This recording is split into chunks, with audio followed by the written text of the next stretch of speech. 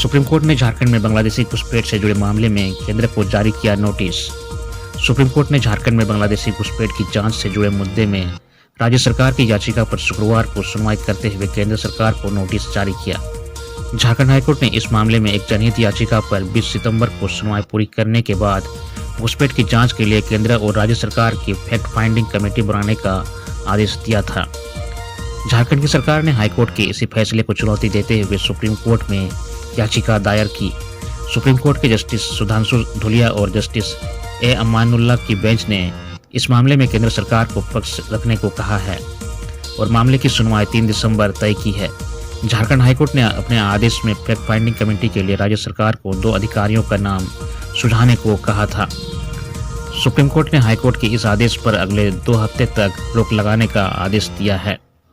इसके पहले supreme court में सुनवाई के दौरान राज्य सरकार की ओर से वरिष्ठ अधिवक्ता कपिल सिब्बल ने जोर देकर कहा था कि झारखंड सीमावर्ती राज्य नहीं है। हाईकोर्ट का आदेश राज्य में हो रहे विधानसभा चुनावों में भाषणों का विषय बन गया है। उन्होंने कहा था कि केंद्र सरकार ने झारखंड में घुसपैठ का जो दावा किया है वो आंकड़ों पर आधारित नहीं है। ऐसे में फैक्ट फाइंडिंग कमेटी का गठन हाईकोर्ट का आदेश अवैध प्रवास के मुद्दे से निपटने के राज्य सरकार की स्वायत्तता और शक्ति में हस्तक्षेप होगा। राज्य सरकार के पास इस समस्या से निपटने के लिए कानून के तहत स्वतंत्र अधिकार है। सिब्बल ने झारखंड हाईकोर्ट के आदेश पर रोक लगाने का अनुरोध किया था। बांग्लादेशी घुसपैठ के मुद्दे पर झारखंड हाईकोर्ट में जमशेदपुर निवासी दानियल दानिश ने जनहित याचिका दायर की थी।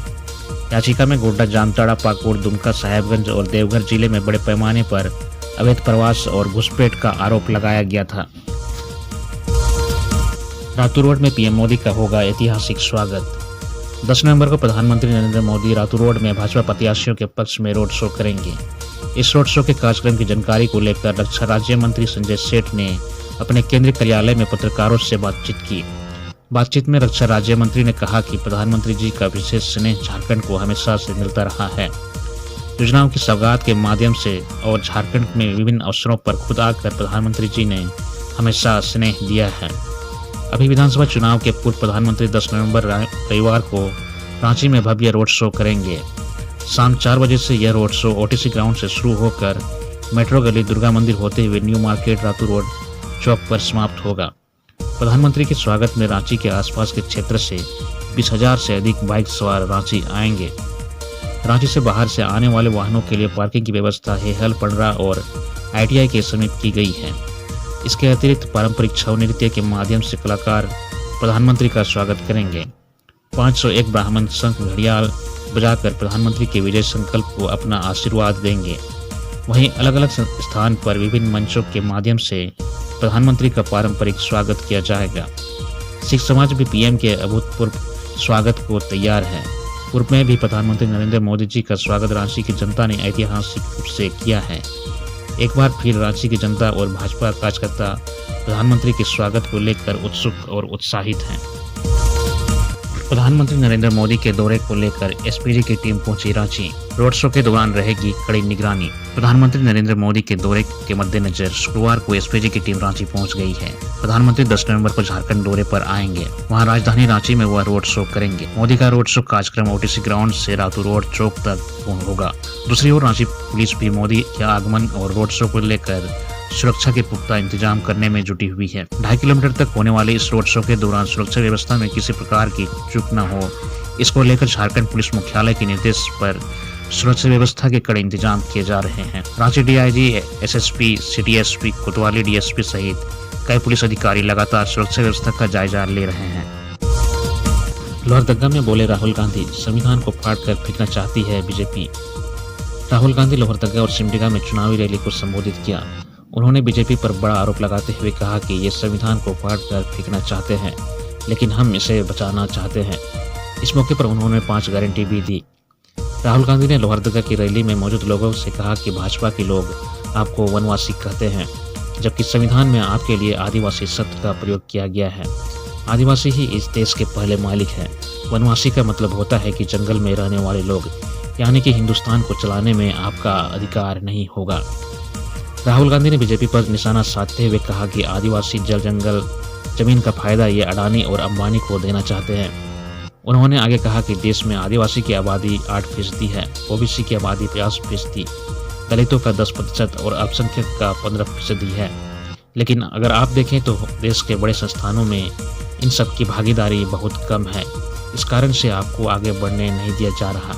राहुल गांधी ने बीजेपी पर हमला बोलते हुए कहा कि बीजेपी 16 करोड़ पूंजीपतियों का कर्ज माफ कर सकती है, लेकिन देश के किसानों का नहीं। उन्होंने पीएम मोदी से सवाल पे पूछा कि वे झारखंड के कितने लोगों का कर्जा माफ किया। हमारी जहां भी सरकारें रहीं, हमने किसानों का कर्जा माफ करने का काम किया है। मौके पर राहुल गांधी ने इंडिया गठबंधन की सरकार बनाने की अपील की। उन्होंने कहा कि जैसे ही हमारी सरकार बनेगी, हम 5 गारंटी देने का वादा करते हैं। सबसे पहले महिलाओं को अकाउंट में हर माह 2,500 रुपये भेजेंगे। इसके अलावा हर परिवार सुरक्षा बीमा के तहत 15 लाख रुपये, 7 किलो तक हर माह मुफ्त राशन, गैस सिलेंडर 450 रुपये में देने का वादा किया। कल्पना सोरेन ने भवनाथपुर, बिशुनपुर और मंझगांव में किया चुनावी सभाएं। भाजपा पर किए तीखे प्रहार। झारखंड मुक्ति मोर्चा की स्टार प्रचारक कल्पना मुर्मू सोरेन ने आज केंद्र की भाजपा सरकार पर तीखा हमला बोला। इस दौरान उन्होंने हेमंत सरकार के नेतृत्व में झारखंड के सम्मान और अधिकारों के लिए जनता से समर्थन की अपील की। कल्पना सोरेन ने आज भवनाथपुर, बिशुनपुर, मंझगांव और ईचागढ़ विधानसभा क्षेत्रों में आयोजित विशाल जनसभाओं में केंद्र की भाजपा सरकार की नीतियों और कार्यप्रणाली पर गंभीर सवाल उठाए। उन्होंने जोर देते हुए कहा कि झारखंड की अस्मिता, संस्कृति और संसाधनों पर भाजपा की गंदी नज़र है और यह समय है कि झारखंड के लोग अपने राज्य और अधिकारों की रक्षा के लिए खड़े हों। कल्पना सोरेन ने अपने संबोधन में लोगों को याद दिलाया है कि झारखंड सरकार ने उनके हितों को हमेशा प्राथमिकता दी है। उन्होंने कहा कि हेमंत सोरेन सरकार ने हजारों लोगों का बिजली बिल माफ किया, मैया सम्मान पेंशन, राशन और विदेश में पढ़ाई के लिए विशेष योजनाओं को लागू कर झारखंड की जनता को राहत दी है। हेमंत सोरेन एकमात्र नेता हैं जो झारखंड के लोगों की तकलीफों में उनके साथ खड़े हैं। मुख्यमंत्री हेमंत सोरेन ने लगाया बड़ा आरोप, हमारी सरकार का कार्यकाल पूरा नहीं करने दिया गया। लातेहार में मुख्यमंत्री हेमंत सोरेन ने चुनावी सभा को संबोधित करते हुए कहा कि चुनाव समय से पहले हो रहा है, हमारी सरकार को पूरा काम करने का मौका नहीं दिया गया। उन्होंने कहा कि इससे पहले इनकी डबल इंजन की सरकार थी, लेकिन उनके कार्यकाल में समय से पहले चुनाव नहीं हुआ। उन्होंने कहा कि हमारी सरकार बनते ही कोरोना आ गया, लोगों की सेवा करते करते हमारे 2 मंत्री भी चल बसे, एक मंत्री जगन्नाथ महतो और दूसरे हाजी हुसैन अंसारी, लेकिन राज्य की जनता को हमने असुविधा नहीं होने दी। यही नहीं, कोरोना काल में झारखंड देश को सबसे अधिक ऑक्सीजन सप्लाई करने वाला राज्य बनकर राष्ट्रीय फलक पर उभरा। उन्होंने कहा बैजनाथ राम, जो कि लातेहार से इंडिया गठबंधन के उम्मीदवार हैं, को हमने मंत्री बनाया, लेकिन मंत्री बनते ही चुनाव की घोषणा कर दी गई, इनको काम भी नहीं शुरू करने दिया गया। उन्होंने कहा कि बैजनाथ राम को आप विधानसभा भेजें, इनको दिया गया हर वोट मेरा ही होगा। मुख्यमंत्री ने आगे कहा कि आपकी अब सरकार ने बिना किसी जाति, बिना किसी धर्म, बिना किसी अमीरी गरीब को आंकड़े देखे बिना सभी झारखंडी के लिए काम किया है। झारखंड में छठ खत्म होते ही ठंड ने दी दस्तक। झारखंड में दिन की शुरुआत कुहासे से हो रही है, लेकिन दोपहर तक का मौसम साफ होता जा रहा है। आज भी दिन की शुरुआत कुहासे के साथ हुई, वहीं छठ के अंतिम दिन से ही ठंड ने दस्तक दे दी है। बीते 48 घंटे से मौसम साफ है। मौसम विभाग की रिपोर्ट के मुताबिक धीरे धीरे ठंड बढ़ेगी। मौसम विज्ञान रांची केंद्र का कहना है कि आज मौसम खुशनुमा बना रहेगा। मौसम में किसी तरह के बदलाव के आसार नहीं है। दोपहर में आंशिक बादल छाए रहेंगे, लेकिन शाम होते होते मौसम पूरी तरह से शुष्क होता जाएगा। मौसम विभाग ने कहा है कि अभी बादल धूप की एक साथ स्थिति बन रही है। ऐसे में झारखंड का तापमान 31 डिग्री तक जा सकता है।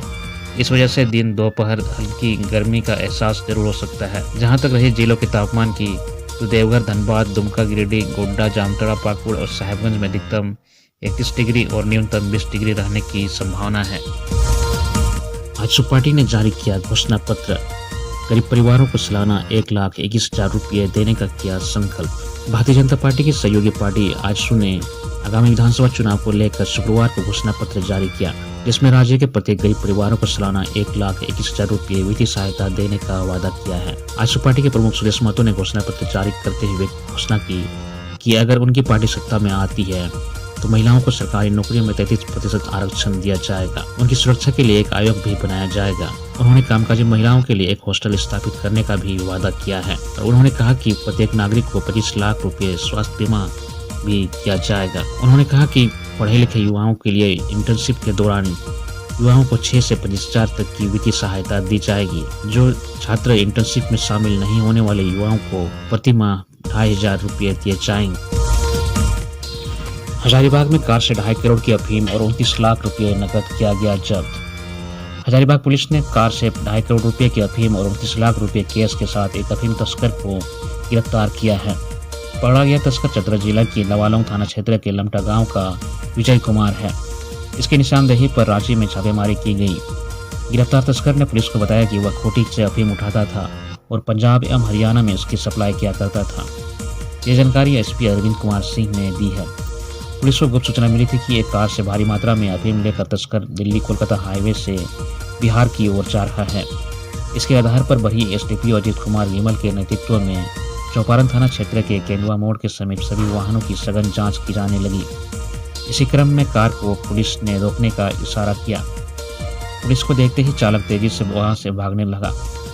पुलिस ने पीछा कर वाहन को रुकवाया। इसके बाद पुलिस ने कार की जांच की।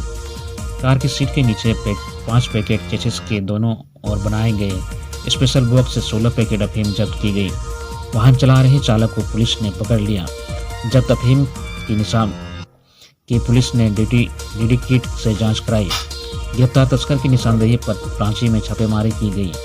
सुखदेव नगर थाना क्षेत्र के जानकी रोड नंबर 6 स्थित आवास में छापेमारी के दौरान 29,03,180 रुपये, एक क्रेटा कार और एक बुलेट भी जब्त की गई। एसपी अरविंद कुमार सिंह ने बताया कि आरोपी ने जानकारी दी थी कि उसने अफीम का उठाव खूंटी जिले से किया था। अफीम को हरियाणा और पंजाब में सप्लाई करना था। तस्कर की निशानदेही पर पंजाब, हरियाणा और झारखंड की खूंटी और रांची में छापेमारी की गई। इसमें 48 किलोग्राम 184 ग्राम अफीम, कैश 29,03,180 रुपये, एक कार, एक क्रेटा कार, एक बुलेट, एक आईफोन और एक रियलमी का मोबाइल बरामद हुआ है। झारखंड विधानसभा चुनाव को लेकर प्रशिक्षण का आयोजन। अनुपस्थित कर्मियों को डीसी ने किया शोकॉज। झारखंड विधानसभा चुनाव को लेकर राजनीतिक दल जोर शोर से प्रचार कर रहे हैं। वहीं विधानसभा चुनाव भयमुक्त, कदाचार मुक्त और निष्पक्ष हो, इसके लिए मतदान कर्मियों की भी ट्रेनिंग की जा रही है। इसी कड़ी में सरायकेला में प्रशिक्षण का आयोजन किया गया, जिसमें मतदान कर्मी के रूप में विभिन्न पदाधिकारी और कर्मियों को प्रतिनियुक्त किया गया है। निर्वाचन प्रक्रिया को त्रुटि रहित संपन्न कराने के लिए प्रशिक्षण कोषांग की ओर से NR+2 हाई स्कूल में सरायकेला विधानसभा क्षेत्र में मतदान कर्मी के रूप में कुल 236 पोलिंग पार्टी के लिए प्रशिक्षण कार्यशाला का आयोजन किया गया। मतदान कर्मियों को दिए जा रहे प्रशिक्षण का जिला निर्वाचन पदाधिकारी सह उपायुक्त रविशंकर शुक्ला ने निरीक्षण किया। इस दौरान जिला निर्वाचन पदाधिकारी ने सभी कर्मियों को बेहतर प्रशिक्षण लेने की बात कही। उन्होंने कहा कि प्रशिक्षण क्रम में बताए जा रहे विभिन्न बिंदुओं को अच्छे से सुने और समझें, ताकि मतदान के दिन किसी भी प्रकार की भूल या गड़बड़ी की गुंजाइश न रहे। डीसी रविशंकर शुक्ला ने निर्वाचन आयोग की ओर से जारी गाइडलाइन के आधार पर दिए जा रहे प्रशिक्षण का पालन करने का सभी को निर्देश दिया। साथ ही उपायुक्त ने मतदान कर्मियों की दुविधाओं को भी दूर किया। उन्होंने प्रशिक्षण में अनुपस्थित मतदान कर्मियों को शोकॉज करने का निर्देश दिया है। झारखंड में पोस्टल बैलेट से वोटिंग जारी। झारखंड विधानसभा चुनाव 2024 के लिए मतदान जारी है। अब तक 52,186 मतदाताओं ने अपना मताधिकार का इस्तेमाल कर लिया है। यह जानकारी झारखंड के मुख्य निर्वाचन पदाधिकारी के रवि कुमार ने दी है। के रवि कुमार ने गुरुवार को बताया कि चुनावी ड्यूटी में तैनात किए गए कर्मियों से 2,02,271 फॉर्म मिले हैं। इसमें से 1,13,588 पोस्टल बैलेट जारी किए जा चुके हैं। इनमें से 52,186 ने अब तक वोटिंग कर लिया है। 44,015 सर्विस वोटर भी चिन्हित हैं। अब तक पोस्टल बैलेट से मतदान के लिए 2,60,814 आवेदन मिले हैं। के रवि कुमार ने बताया कि पोस्टल बैलेट से इस बार के झारखंड विधानसभा चुनाव में पिछले चुनावों से अधिक मतदान होगा। उन्होंने उम्मीद जताई है कि इस बार 2 लाख से अधिक लोग पोस्टल बैलेट से वोट करेंगे। झारखंड के सीईओ ने कहा कि सभी जिलों में पोस्टल बैलेट से वोटिंग जारी है। इसके लिए सुविधा केंद्रों का भी निर्माण किया गया है। सभी जिला निर्वाचन पदाधिकारी एवं पोस्टल बैलेट सेल के नोडल पदाधिकारियों के साथ बैठक कर उन्होंने पोस्टल बैलेट से हो रही वोटिंग प्रक्रिया की ऑनलाइन समीक्षा की। बैठक के बाद उन्होंने बताया कि विधानसभा निर्वाचन 2024 में 4 श्रेणी के मतदाता पोस्टल बैलेट से वोट डाल रहे हैं। मलेशिया में फंसे हैं झारखंड के 41 मजदूर। वीडियो जारी कर सरकार से लगाई मदद की गुहार। राज्य छोड़कर पैसा कमाने मलेशिया गए झारखंड के 41 मजदूर अब वहां फंस गए हैं। ये मजदूर राज्य के 3 जिले हजारीबाग, बोकारो और गिरिडीह के रहने वाले हैं। मजदूरों ने एक वीडियो जारी कर सरकार से मदद की गुहार लगाई है। मजदूर की ओर से भेजे गए वीडियो में बताया जा रहा है कि सभी बीते 2.5 महीने से मलेशिया में फंसे हुए हैं। वे सभी पहले 1.5 महीने तक कंपनी के भीतर बैठे रहे। अब सभी बीते 1 महीने से दूतावास में बैठे हुए हैं। मजदूरों ने बताया कि दूतावास में उन्हें कहा गया है कि सभी को सैलरी दिलाकर भारत वापस भेजा जाएगा, पर अब तक संज्ञान नहीं लिया गया है।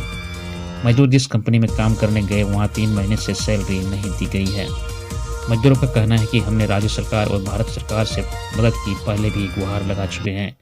वे पहले भी वीडियो बनाकर भेजे हैं, पर ना तो राज्य सरकार ने संज्ञान लिया है और ना ही भारत सरकार ने। मलेशिया में फंसे मजदूरों को सरकार से उम्मीद है कि उन्हें वतन वापसी जल्द से जल्द कराई जाएगी। बीते 3 महीने से पैसा नहीं रहने से उन्हें परेशानी हो रही है। इधर परिजन भी परेशान हो रहे हैं। मजदूरों के परिजनों ने बताया कि 1 साल से अधिक समय से वहां काम कर रहे हैं। शुरुआत में सभी को सैलरी मिली, लेकिन अब नहीं दिया जा रहा।